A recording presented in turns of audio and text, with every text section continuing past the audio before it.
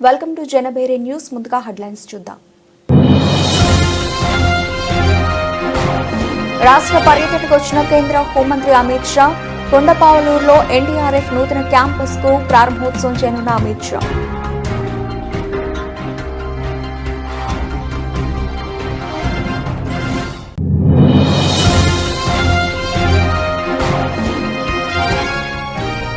పోలవరం ప్రాజెక్టులో పురోగతి, కొత్త డయాఫ్రామ్ వాల్ నిర్మాణ పనులు ప్రారంభం.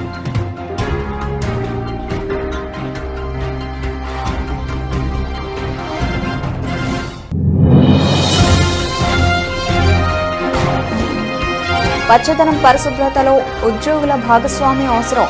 ప్రభుత్వ కార్యాలయాల్లో స్వచ్ఛాంధ్ర స్వచ్ఛ దివాస్ పాటించాలి. జిల్లా కలెక్టర్ డాక్టర్ జి లక్ష్మీషా.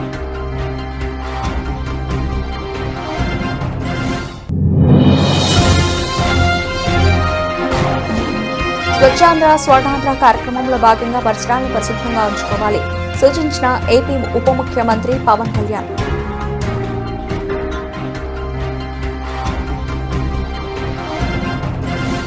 రాష్ట్ర పర్యటనకు వచ్చిన కేంద్ర హోంమంత్రి అమిత్ షాకు ఘన స్వాగతం లభించింది. కృష్ణా జిల్లా గన్నవరం మండలం కొండపావులూరులో ఆదివారం జాతీయ విపత్తు సంస్థలను ప్రారంభించడానికి విజయవాడకు అమిత్ షా చేరుకున్నారు. ఆయన కోసం శనివారం రాత్రి ముఖ్యమంత్రి చంద్రబాబు తన నివాసంలో ప్రత్యేక విందు ఏర్పాటు చేశారు. చంద్రబాబు ఇంటి ఆవరణలో కృష్ణానది పక్కన నిర్మించిన తాత్కాలిక హాల్లో ఉప ముఖ్యమంత్రి పవన్ కళ్యాణ్, మంత్రి లోకేష్, బీజేపీ రాష్ట్ర అధ్యక్షురాలు పురంధేశ్వరి తదితరులతో కలిసి అమిత్ షా విందు ఆరగించారు. కేంద్ర హోంమంత్రి అమిత్ షాకు రాష్ట్ర పర్యటనలో మునుపెన్నడూ లేని స్థాయిలో భారీ స్వాగతం లభించింది. విశాఖ ఉక్కుకు కేంద్రం ఉదారంగా సాయం ప్రకటించిన నేపథ్యంలో తమ కృతజ్ఞత వ్యక్తం చేయడానికి సీఎం చంద్రబాబు ఆయనకు స్వాగత ఏర్పాట్లు ఈసారి కొంత భారీగా చేశారు. పలువురు మంత్రులు, ఎమ్మెల్యేలు విమానాశ్రయానికి వెళ్లి ఆయనకు స్వాగతం పలికారు. వందల సంఖ్యలో మహిళలు కూడా విమానాశ్రయానికి వచ్చి కేంద్ర హోంమంత్రికి జయజయధ్వానాలు పలికారు. మార్గ మధ్యంలో ప్రకాశం బ్యారేజీ వద్ద, ఆ తర్వాత కొండవీటి వాగు ఎత్తిపోతల పథకం వద్ద కూడా వందల సంఖ్యలో టీడీపీ కార్యకర్తలు నిలబడి ఆయనకు స్వాగతం పలికారు. ఆయన నేరుగా చంద్రబాబు నివాసానికి చేరుకున్నారు. ఆయన రావడానికి కొంత ముందు ఉప ముఖ్యమంత్రి పవన్ కళ్యాణ్ అక్కడకు వచ్చారు. అమిత్ షాకు పుష్పగుచ్చం ఇచ్చి స్వాగతం పలికారు. ఆ తర్వాత అమిత్ షా, చంద్రబాబు, పవన్ కళ్యాణ్, లోకేష్ కలిసి చంద్రబాబు నివాసం పై అంతస్తుకు వెళ్లారు. అమిత్ షా, చంద్రబాబు సుమారు అరగంట పాటు విడిగా సమావేశమయ్యారు.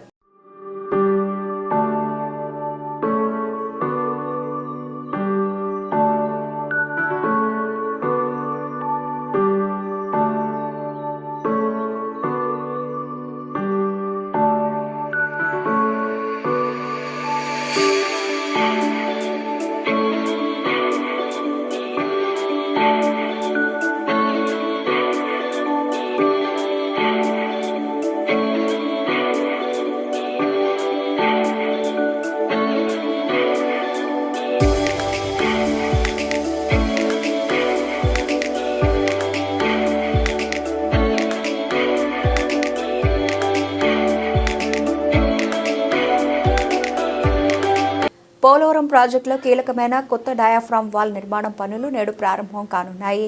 సుమారు 1000 కోట్ల రూపాయల వ్యయంతో ఈ నిర్మాణాన్ని చేపట్టనున్నారు. ఆంధ్రప్రదేశ్ జీవనాడిగా భావించే పోలవరం ప్రాజెక్టు పనులు మళ్లీ ఊపందుకున్నాయి. ఈ ప్రాజెక్టులో కీలకమైన కొత్త డయాఫ్రామ్ వాల్ నిర్మాణం పనులను కేంద్ర జల సంఘం అనుమతి మంజూరు చేసింది. ఇటీవలే ప్రాజెక్టు పునర్నిర్మాణానికి నడుబెగించిన రాష్ట్ర ప్రభుత్వం సుమారు 1000 కోట్ల రూపాయల వ్యయంతో 1396 కిలోమీటర్ల పొడవైన కొత్త డయాఫ్రామ్ వాల్ నిర్మాణానికి శ్రీకారం చుట్టనుంది. ఆ తర్వాత వెంటనే దీనిపైనే ఎర్త్ కమ్ రాక్ఫెల్ డ్యామ్ పనులు కూడా ప్రారంభం కానున్నట్లు తెలుస్తోంది. అప్పట్లో ఏర్పాటు చేసిన పాత డయాఫ్రామ్ వాల్కు 6 మీటర్ల ఎగువన 1.396 కిలోమీటర్ల పొడవు, 1.5 మీటర్ల మందంతో ఈ పనులను చేపట్టనున్నారు. ఇందుకోసం ప్లాస్టిక్ కాంక్రీట్ T5 మిశ్రమాన్ని ఉపయోగించనున్నారు. మొత్తం 383 ప్యానెళ్లతో 1,00,000 క్యూబిక్ మీటర్లకు పైగా ప్లాస్టిక్ కాంక్రీట్ మిశ్రమంతో నిర్మాణం చేపట్టనున్నారు. ఇందులో భాగంగానే కనిష్టంగా 20 మీటర్లు, గరిష్టంగా 90 మీటర్ల లోతు నుంచి ఈ వాల్ నిర్మించనున్నారు. ఈ పనులను విదేశీ కంపెనీ అయిన బావర్ చేపడుతూ ఉండగా దీనికోసం 3 చొప్పున ట్రెంచ్ కట్టర్లు, భారీ గ్రేబర్లు, డీసాండింగ్ యూనిట్లు వంటి భారీ యంత్రాలను వినియోగించనున్నారు. వీటన్నింటినీ జర్మనీ నుంచి తెప్పించినట్లు సమాచారం. డయాఫ్రామ్ వాల్ సగం నిర్మించాక ప్రధాన డ్యాం నిర్మాణం మొదలు పెట్టాలని అధికారులు యోచిస్తున్నారు.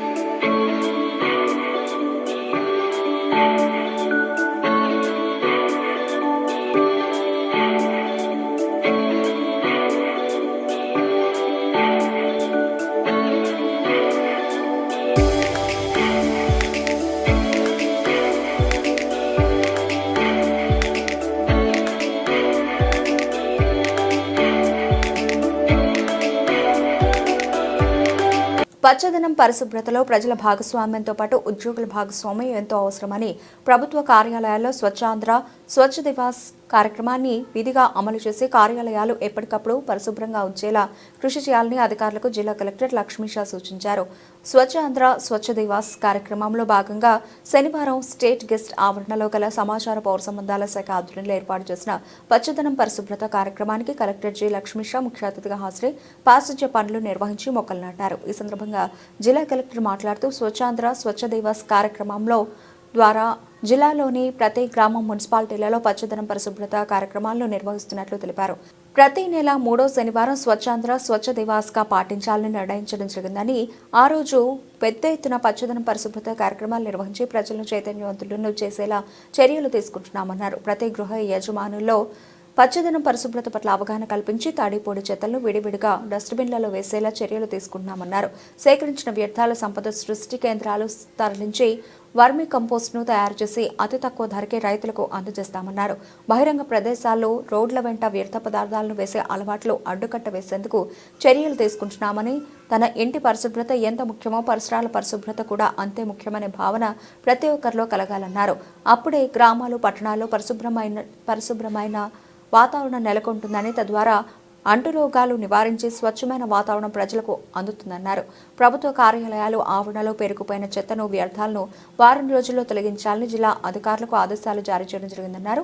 కార్యాలయపు అధికారులు సిబ్బందిని భాగస్వాములను చేసి కార్యాలయాల పరిశుభ్రంగా ఉంచేందుకు చర్యలు తీసుకోవాలన్నారు. త్వరలో జిల్లాలోని ప్రభుత్వ కార్యాలయాలను ఆకస్మిక తనిఖీ చేస్తానని, కార్యాలయాలు పరిశుభ్రత ఆవరణలో ఆహ్లాదకర వాతావరణం లోపిస్తే చర్యలు తీసుకుంటామని జిల్లా కలెక్టర్ లక్ష్మీషా తెలిపారు. కార్యక్రమంలో జిల్లా సమాచార పౌర సంబంధాల అధికారి U Surendranath, AVS VV Prasad, forest settlement అధికారి ఏ రవీంద్రరావు, ఎన్టీఆర్ వైద్య సేవా ట్రస్ట్ జిల్లా కోఆర్డినేటర్ జె సుమన్, గురుకుల పాఠశాల డిఈఓ కె రాజేశ్వరి, జిల్లా మైనార్టీ సంక్షేమ అధికారి అబ్దుల్ రబ్బానీ, భూసేకరణ కోర్టు రిజిస్టర్ ఎన్ సూర్యనారాయణ ఆయా కార్యాలయాల సిబ్బంది పాల్గొన్నారు. ఆంధ్రప్రదేశ్ భాగంగా ప్రతి నెల 3వ శనివారము సొసైటీలో ప్రతి చోట అన్ని ఆఫీసెస్లో, అన్ని ఊర్లో, అన్ని గ్రామ పంచాయతీ ఆఫీసెస్లో అన్ని దగ్గర ఈ స్వచ్ఛతా కార్యక్రమం చేపడుతూ ప్రజల్లో ఒక అవగాహన తీసుకొచ్చి ఈ క్లీన్లీనెస్ అనేది ఒక వే ఆఫ్ లైఫ్గా ముందుకు తీసుకెళ్ళడానికి రాష్ట్ర ప్రభుత్వం నిర్ణయించింది. ఇదే భాగంగా ఈరోజు ఎన్టీఆర్ జిల్లాలో కూడా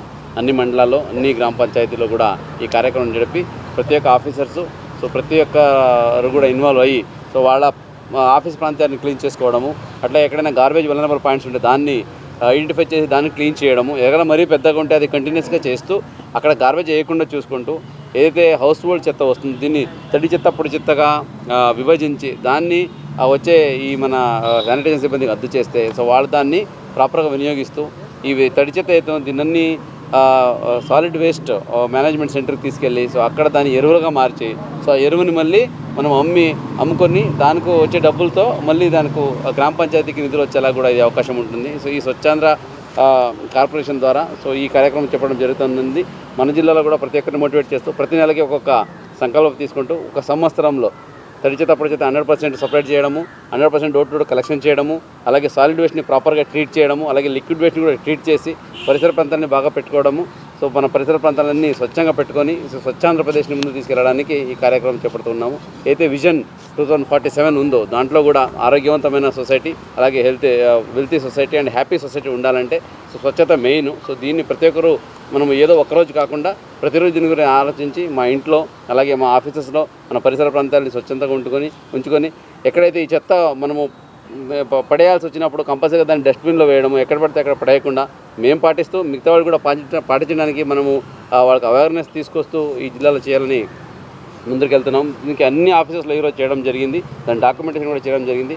ప్రతి నెల ఒక్కొక్క థీమ్గా తీసుకుంటూ ముందుకు వెళ్ళడానికి ఆదేశాలు ఉన్నాయి కాబట్టి అదే ప్రకారంగా చేస్తూ పబ్లిక్ నా విన్నపం ఏంటంటే ముఖ్యంగా విజయవాడ నగరము అలాగే ఎన్టీఆర్ జిల్లాలో కొంచెం డిసిప్లిన్గా ఎక్కడైతే చెత్తని ఎక్కడ పడితే అక్కడ పడేయకుండా మన ఇంటి బాగుంటే చాలు బయట పడేద్దామనే కాకుండా దాన్ని ప్రాపర్గా ఒక డస్ట్బిన్లో వేసి ఏదైతే సిబ్బంది వస్తారో వాళ్ళ చేతికి తీసుకెళ్ళి దాన్ని ప్రాపర్గా సైంటిఫిక్గా దాన్ని డిస్పోజ్ చేస్తారు. అప్పుడు మన సమాజం బాగుంటుంది, పరిశుభ్రత బాగుంటుంది, ఈ డ్రైనేజెస్ బ్లాకింగ్ అవ్వదు.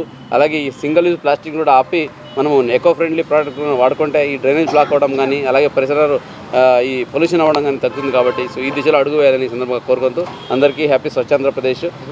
స్వర్ణాంధ్ర అలాగే స్వచ్ఛాంధ్ర కార్యక్రమాన్ని ముందుకు తీసుకెళ్ళడానికి మీ అందరూ కోఆపరేట్ చేయాలని కోరుకుంటున్నాను. స్వచ్ఛాంధ్ర స్వర్ణాంధ్ర కార్యక్రమంలో భాగంగా పరిసరాలను పరిశుభ్రంగా ఉంచుకోవాలని ఏపీ ఉప ముఖ్యమంత్రి పవన్ కళ్యాణ్ సూచించారు. ప్రతి నెల 3వ శనివారం స్వచ్ఛంద కార్యక్రమాన్ని నిర్వహించాలని కేబినెట్ నిర్ణయం తీసుకుందని పవన్ కళ్యాణ్ తెలిపారు. నంబూర్లో శనివారం స్వచ్ఛ దివాస్ కార్యక్రమం జరిగింది. ఈ కార్యక్రమంలో డిప్యూటీ సీఎం పవన్ కళ్యాణ్, మంత్రి నాదెండ్ల మనోహర్ పాల్గొన్నారు. పారిశుధ్య వాహనాలను జెండా ఊపి ప్రారంభించారు. కంపోస్ట్ యంత్రాలను పవన్ కళ్యాణ్ పరిశీలించారు. ఈ సందర్భంగా పవన్ కళ్యాణ్ మాట్లాడుతూ పరిశుభ్రత కల్చర్ అవ్వాలనేది సీఎం చంద్రబాబు ఆలోచన అని చెప్పారు. చెత్త ఎక్కడ పడితే అక్కడ పడేయకూడదని అన్నారు. చెత్త నుంచి సంపద సృష్టించవచ్చు అని పవన్ కళ్యాణ్ తెలిపారు. పరిశుభ్రత ప్రాధాన్యత కరోనా సమయంలో అందరికీ తెలిసి వచ్చిందన్నారు. పరిసరాలను శుభ్రంగా ఉంచడం అనేది ఏ ఒక్కరి వల్ల అయ్యేది కాదన్నారు. పరిసరాలను పరిశుభ్రంగా ఉంచడం అనేది ప్రతి ఒక్కరూ బాధ్యతగా తీసుకోవాలని చెప్పారు. పరిశుభ్రత మన జీవితంలో భాగం కావాలని చంద్రబాబు ఆకాంక్షించారని అన్నారు. వెంటనే అద్భుతాలు ఆశించలేమని, కానీ ప్రతి ఒక్కరూ బాధ్యతగా తీసుకుంటే మెరుగైన ఫలితాలు సాధించవచ్చని పవన్ కళ్యాణ్ తెలిపారు. ఈరోజు నంబూరులో గౌరవ ముఖ్యమంత్రి శ్రీ నారా చంద్రబాబు నాయుడు గారి నేతృత్వంలో, ఆయన ఆధ్వర్యంలో స్వచ్ఛాంధ్ర స్వచ్ఛ దివస్ ఈ కార్యక్రమం ఇనిషియేట్ చేస్తా ఉన్నాం. అంటే ప్రతి నెల 3వ శనివారంలో చెత్త లేకుండా మన పరిసరాలని పరిశుభ్రంగా ఉంచుకోవడం ఎలాగనేది నిన్న క్యాబినెట్లో చేసి వెంటనే ఈ రోజున ముందుకు తీసుకెళ్ళండి. అంటే శుభ్రత అంటే ముఖ్యంగా మనకి కరోనా లాంటి పరిస్థితులు వచ్చినప్పుడు శుభ్రత ఎంత అవసరం అనేది మహమ్మారులు వచ్చినప్పుడు అర్థమవుతూ ఉంటుంది. ఒకవైపు 2047లో అద్భుతంగా భారతదేశం ముందుకెళ్ళాలి, ఆంధ్రప్రదేశ్ ఎదగాలనుకున్న దాంట్లో చాలా కీలకమైంది పరిశుభ్రత. ఆ పరిశుభ్రతని కల్చర్ అవ్వాలనేది ముఖ్యమంత్రి గారి ఆలోచన. ఇది కేవలం ఒకళ్ళిద్దరు చేసి క్లాప్ మిత్రాలు లేదంటే మనం మన చెత్తను బయటపడేయటం కాదు. బాధ్యతగా ప్రతి ఒక్కళ్ళు కూడా సోర్స్ నుంచే దాన్ని సపరేట్ చేసే విధానం. అలాగే ఎక్కడ పడితే అక్కడ ఈరోజు ప్రారంభించేది అద్భుతాలు వెంటనే జరిగిపోతాయి, 24 గంటల్లో జరిగిపోతాయని కాదు, కానీ దీన్ని ఆధారం చేసుకొని దీన్ని ఒక ప్రేరణగా తీసుకొని భవిష్యత్తులో ఈ కల్చర్ అవ్వాలి పిల్లలకు కూడా, ఇది భవిష్యత్ తరాలకు కూడా సదుద్దేశంతో ఈ రోజున గౌరవ ముఖ్యమంత్రి గారు దీన్ని ఇనిషియేట్ చేశారు. ఇది మేమందరం కూడా ఆ కార్యక్రమంలో ఈ రోజున ఇక్కడికి నంబూరుకి వచ్చాను. నేను కూడా మంత్రివర్యులు ఇది అక్టోబర్ 2 గాంధీ జయంతి దాకా దీన్ని ముందుకు తీసుకెళ్తాం స్పెషల్ డ్రైవ్ కింద.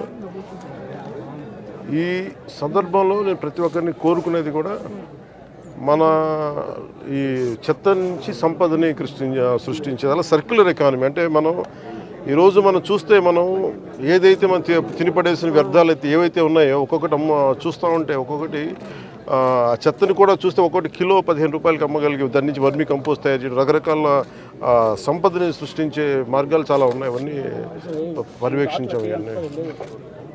సో దాంట్లో భాగంగా ఇది ప్రతి ఒక్కరూ ప్రేరణగా ఆదర్శంగా తీసుకోవాలని కార్యక్రమం సాగుతూ ఉంది. కృష్ణా వరదల సమయంలో నిలబడ్డ కార్మికులందరికీ కూడా ఈరోజు సన్మానం చేయడం జరిగింది, దాదాపు 35 మందికి. నేను ఇది ఆల్రెడీ స్టార్ట్ చేసాం లాంగ్ బ్యాకే. ప్రత్యేకించి ఈ క్లాప్ మిత్రాస్ జీతాలు పెంచాలి అనేది కూడా చాలా రోజుల నుంచి ఉంది. క్లాప్ మిత్ర జీతాలు రావడానికి కూడా ఆ రోజున మేము ప్రిన్సిపల్ సెక్రటరీ శశిభూషణ్ గారు ఉన్నారు,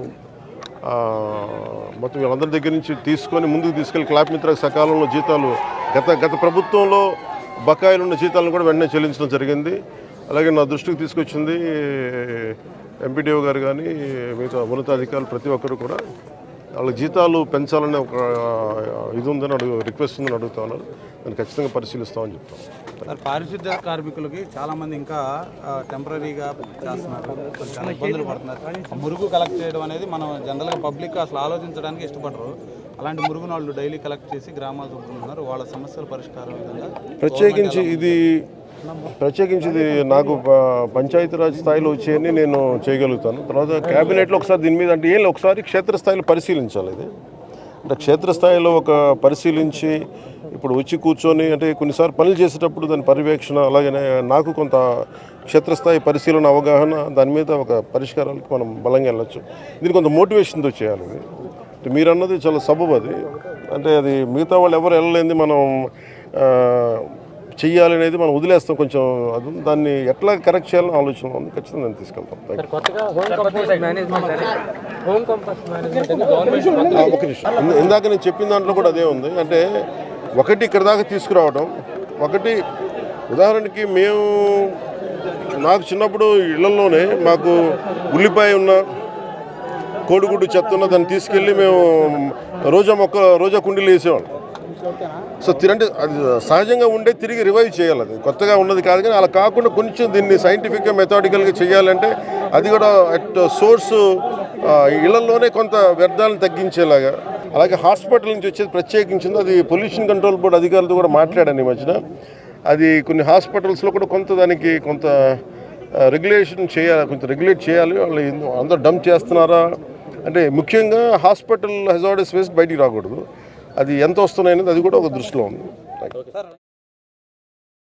శృంగేరి జగద్గురువులు భారతీ తీర్థ మహాస్వామి 75వ జన్మదిన వేడుకల సందర్భంగా శృంగేరిపేట ఉత్తరాధికారి విధిశేఖర భారతీ మహాస్వామి ఆదేశంతో 24వ తేదీ శుక్రవారం ఏప్రిల్ 8వ తేదీ వరకు 75 రోజుల పాటు శివరామకృష్ణ క్షేత్రంలో విశిష్ట కార్యక్రమాలు ఏర్పాటు చేసినట్లు ధర్మాధారి శ్లిష్ల హనుమత్ ప్రసాద్ తెలిపారు. రామకోటిలో ఏర్పాటు చేసిన విలేకరుల సమావేశంలో బ్రోచర్ను అతిథులు ఆవిష్కరించారు. అనంతరం ధర్మాధారి శ్లిష్ట హనుమత్ ప్రసాద్ మాట్లాడుతూ నిత్య నవచండీ హోమం, చండీ పారాయణం, పూర్ణాహుతి నిర్వహిస్తున్నట్లు తెలిపారు. సర్వమానవాళి శ్రేయస్సు, ప్రపంచ శాంతి కోసం కార్యక్రమాలు ఏర్పాటు చేసినట్లు తెలిపారు. ప్రతిరోజు సాయంత్రం గణేష పురాణం, భాగవతం, శంకర విజయం, మహాభారతం, భాగవతం, శివభారతం అంశాలుగా లబ్ధ ప్రతిష్ఠులైన ఆధ్యాత్మికవేత్తల పురాణ ప్రవచన కార్యక్రమం ఉంటుందని తెలిపారు. సమావేశంలో జనవిత్తు ప్రభాకర్ శాస్త్రి, గుండూరి చంద్రమౌళి పాల్గొన్నారు. వివరాలకు దేవాలయంలో కార్యాలయంలో సంప్రదించాలని సూచించారు. జగద్గురువులు శంకరాచార్య శ్రీ శ్రీ భారతీ తీర్థ మహాసన్నిధానం వారి 75వ వర్ధంతిని పురస్కరించుకుని రేపు రాబోయే ఏప్రిల్ 3వ తేదీన వారి యొక్క జన్మ తిథి. ఆ రోజున 75వ సంవత్సరం ఆ వర్ధంతిని పురస్కరించుకుని ప్రతి సంవత్సరం లాగానే ఇక్కడ వారి పరిపాలనలో ఉన్నటువంటి శ్రీ శివరామకృష్ణ క్షేత్రంలో ఈ సంవత్సరం కూడా జగద్గురువులు శ్రీ విధుశేఖర భారతీ సన్నిధానం వారి అనుగ్రహ ఆదేశానుసారం ఒక ప్రత్యేక కార్యక్రమాన్ని రూపకల్పన చేసి లోక కళ్యాణార్థం భక్తులకు వారి మనోభీష్టి సిద్ధించే విధంగా అమ్మవారి చండీ పారాయణ ప్రతి నిత్యం కూడా 10 పారాయణలు, ఒక హోమం జరిగే విధంగా దానిని నవచండీ హోమం అంటారు. ప్రతి నిత్యం కూడా 10 సప్త పారాయణలు చేసి ఒక హోమం జరుగుతుంది. సాయంత్రం పూట అనేకమైనటువంటి కార్యక్రమాలని అక్కడ ఏర్పాటు చేసుకున్నాం మనం.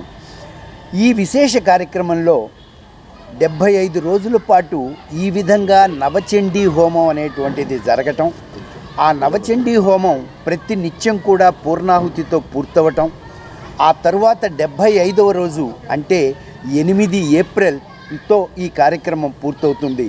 ఈ కార్యక్రమాన్ని ఆ విధంగా పూర్తి కావించేందుకు జగద్గురువులు ఆదేశాన్ని ఇవ్వటం, ఆ ఆదేశాన్ని మేమందరం కూడా పాటించడానికి, ఆదేశాన్ని పాటించి అందరికీ కూడా లోక కళ్యాణార్థం భక్తుల మనోభీష్టి సిద్ధించే విధంగా ఈ కార్యక్రమం జరుగుతుంది. ఎప్పుడూ కూడా చండీ హోమం అనేటువంటిది ఒక విశేషమైన విశిష్టత కలిగినటువంటిది.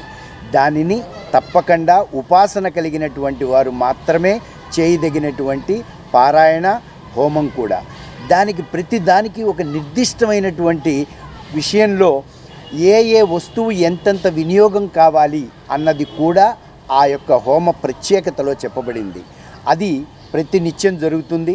సాయంత్రం పూట విశాఖ ఉక్కు పరిశ్రమ పరిరక్షణలో రాష్ట్ర ఉప ముఖ్యమంత్రి పవన్ కళ్యాణ్ కీలక పాత్ర పోషించారని జనసేన పార్టీ రాజకీయ వ్యవహారాల కమిటీ సభ్యులు గాజువాక ఇన్ఛార్జ్ కోన తాతారావు స్పష్టం చేశారు.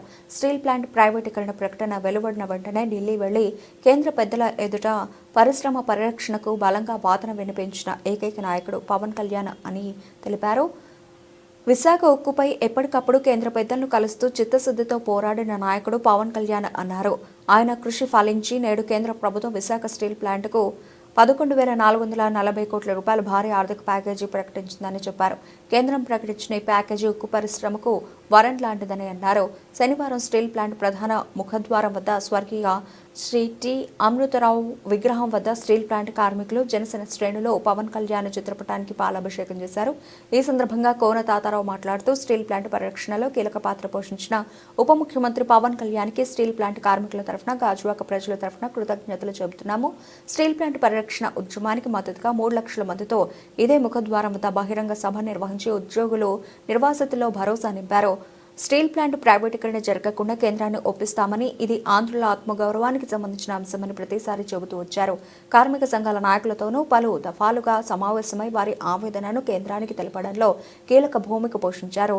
ముఖ్యమంత్రి చంద్రబాబుతో కలిసి ప్రధానమంత్రి నరేంద్ర మోదీ గారిని కేంద్ర ప్రభుత్వాన్ని ఒప్పించి భారీ ఆర్థిక ప్యాకేజీ ఇప్పించారు. కేంద్ర నిర్ణయం పట్ల కార్మికులతో పాటు విశాఖ వాసుల్లోనూ హర్షాతిరేకాలు వ్యక్తమవుతున్నాయని తెలిపారు.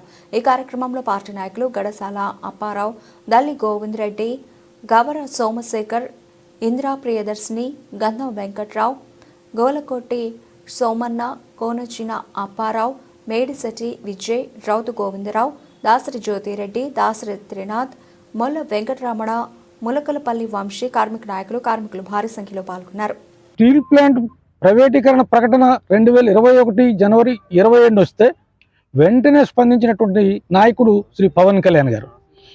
నిర్వాసితులకి, విశాఖపట్నం ఉక్కులో పనిచేస్తున్న ఉద్యోగులకి నేను భరోసాగా ఉంటానని చెప్పి ప్రధానమంత్రి గారి దగ్గరికి, అమిత్ షా గారి దగ్గరికి ఫిబ్రవరి 10న వీళ్ళు కలిసి నచ్చజెప్పి వచ్చారు. దాంతోపాటు అదే సంవత్సరం అక్టోబర్ 30న సాక్షాత్తు స్టీల్ ప్లాంట్ ముఖద్వారం దగ్గర ఇదే ప్రాంతంలో 3 లక్షల మందితో నిరసన తెలియజేయడం ద్వారా కేంద్ర ప్రభుత్వం పైన ఒత్తిడి తీసుకురావడానికి ఆ కార్యక్రమం చేపట్టారు. తద్వారా ఇక్కడ ఉన్నటువంటి నిర్వాసితులకి, భూములు ఇచ్చిన నిర్వాసితులు కానీ, ఇందులో ఉద్యోగాలు చేస్తున్నటువంటి పర్మనెంట్ ఉద్యోగులు, అసంఘటిత రంగంలో ఉన్నటువంటి కార్మికులకి భరోసా ఇవ్వగలిగారు.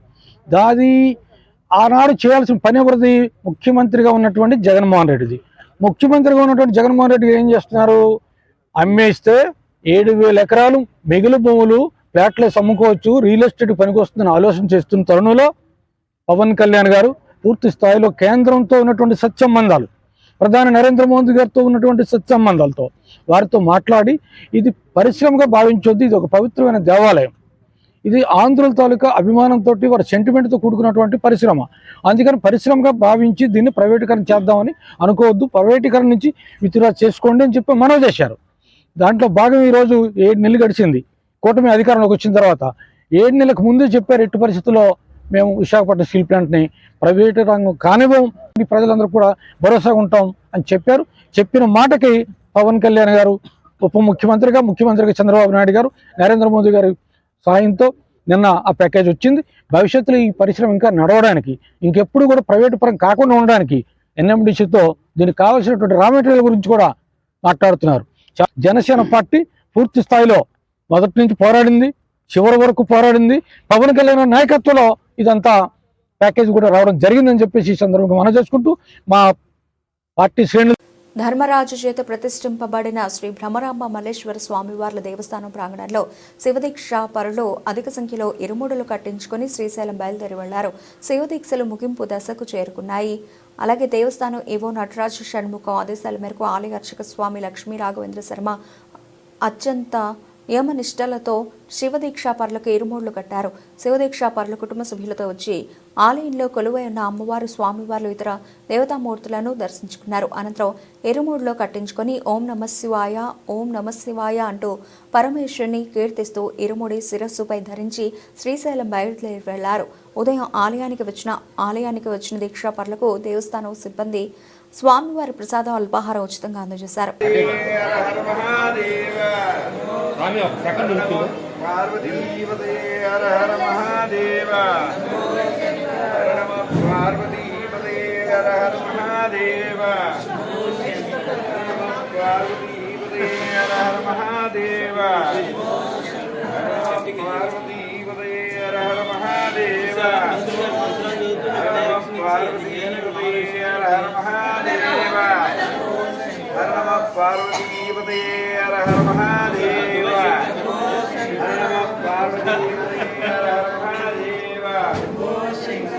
దేశ పురుషాంతరక్ష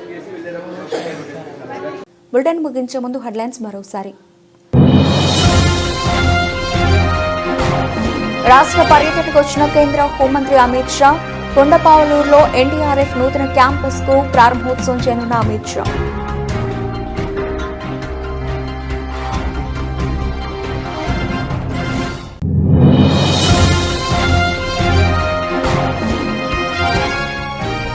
పోలవరం ప్రాజెక్టులో పురోగతి. కొత్త డయాఫ్రామ్ వాల్ నిర్మాణ పనులు ప్రారంభం.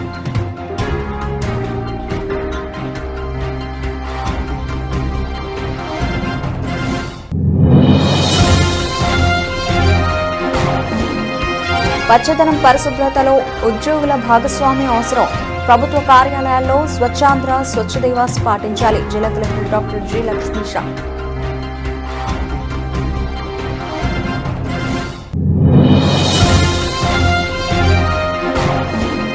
స్వచ్ఛాంధ్ర స్వర్ణాంధ్ర కార్యక్రమంలో భాగంగా పరిసరాలను పరిశుభ్రంగా ఉంచుకోవాలి సూచించిన ఏపీ ఉప ముఖ్యమంత్రి పవన్ కళ్యాణ్.